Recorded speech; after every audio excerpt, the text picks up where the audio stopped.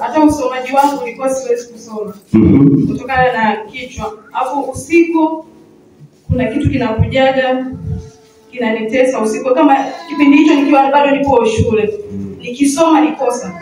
Nisiposoma nakuwa tu vizuri. Lakini nikisoma wanakuja kunitesa kichwa. Ni kichwa tu walikuwa wananitesa.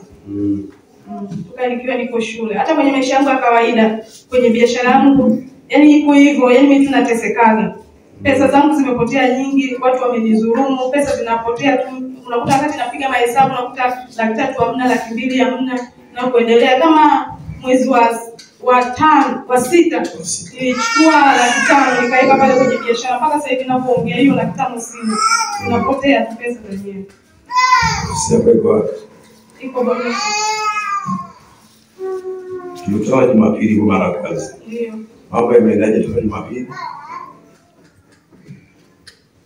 Kuna ile sehemu mpaka siku leo kaniambia hapa panauma. Mpaka sasa hivi kwa sababu mimi nilikuwa nikilala kwenye kama feni ipo ikinipulizia maeneo hayo. Nilikuwa yani siwezi najisikia vibaya. Kwa hiyo upande huu ndio nilikuwa na ulalia, upande huu wa kushoto ndio nilikuwa na ulalia, upande huu wa kulia nilikuwa si ulalia. Sasa nini kimetokea?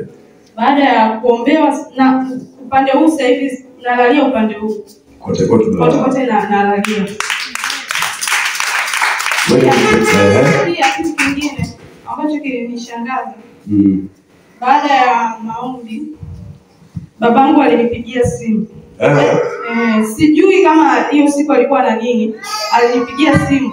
Akaniambia mwanangu, naomba nitumie picha yako, nataka nikuposti. Mimi nikasema baba, mimi sasa picha huwa sipendi kupiga picha. Ila picha ambayo ninayo nimevaa suruali kwa sababu babangu hapendi mtu avae suruali. Nikamwambia mimi picha ambayo ninayo nimevaa suruali. Akasema wewe nitumie hivyo hivyo mwanangu, wewe nitumie hivyo hivyo. Mimi nikamtumia. Baada ya kumtumia sijakaa hata sekunde 5.